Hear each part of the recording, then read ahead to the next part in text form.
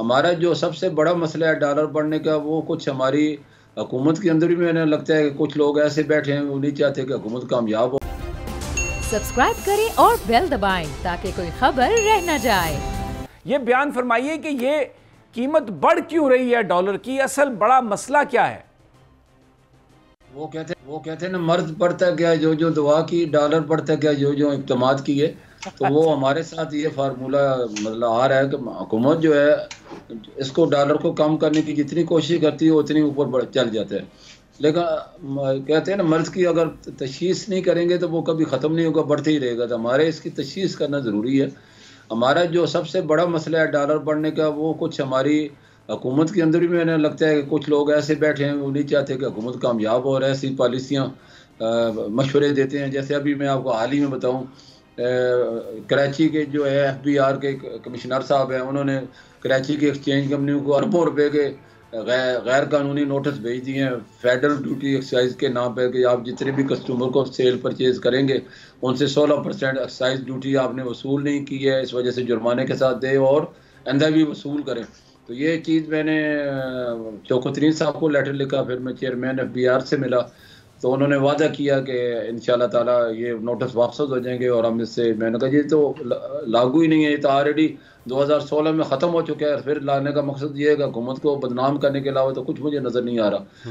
तो वो उन्होंने बड़ी हमारी बात गौर से सुनी, और अल्लाह का शुक्र है आज जो मेंबर थे या FBR के, उन्होंने मुझे फ़ोन करके बताया कि हमने मुतलका जो कमिश्नर साहब थे उनको रोक दिया, इसके ऊपर कोई एक्शन नहीं होगा, और इसको हम बैठ के इसके टीम वर्किंग करके इसको वापस ले लेंगे। तो इससे थोड़ा सा खौफ कम हुआ है, वरना कल तक बड़ा खौफ था और डॉलर मुसलसल बढ़ रहा था। ये तो बुनियादी वजह एक ये थी। अच्छा। और दूसरी वजह ये थी कि अफगानिस्तान के जो जब से तालिबान आए, आपने देखा डॉलर 157 से बढ़ के ऑफिशियल मार्केट में भी 180 के करीब है। तो उसकी वजह यह है कि पान के बाद तो खाने पीने के कुछ नहीं है, डॉलर वो कहाँ से देंगे। उनके जितने भी खाने पीने की चीज़ें या अद्वियात हैं या ज़रूरियाती ज़िंदगी हैं, वो पाकिस्तानी रुपए में ख़रीदी जा रही हैं। पाकिस्तान आकर पाकिस्तान से आगे ट्रकों के ट्रक वहाँ जा रहे हैं, और हुकूमत जो है वो डॉलर में क्योंकि इम्पोर्ट कर रही है।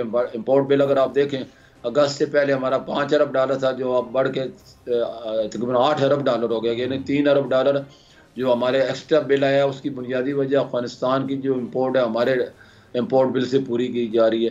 तो इसके लिए मैंने शौकत साहब से भी मिला था और आला हुकाम से भी मिला था। मैंने रिक्वेस्ट की थी कि आप इस तरह बार्टर ट्रेड में ले लें, कि या तो पाकिस्तानी में कर दें, तो बार्टर ट्रेड हमारे लिए फ़ायदेमंद है क्योंकि मादनियात वहाँ बहुत ज़्यादा है, उससे हम फ़ायदा उठा के चाइना को एक्सपोर्ट कर सकते हैं। और इसके अलावा क्योंकि नेटो जब यहाँ 15 अगस्त से पहले आपको पता है नेटो फोर्सेस थी, अमेरिकन फोर्सेस थी, वो हर महीने 3 अरब डॉलर जो इनको भेजते थे तनख्वाहों के लिए और हुकूमत को सपोर्ट करने के लिए। जो ही बैसाखी हटी वो हुकूमत ख़त्म हुई और डॉलर आना बंद हो गया, तो सारा का सारा बोझ पाकिस्तान पे है। तो ये बुनियादी वजह थी जो मैंने आपको बताई है। सब्सक्राइब करें और बेल दबाएं ताकि कोई खबर रह न जाए।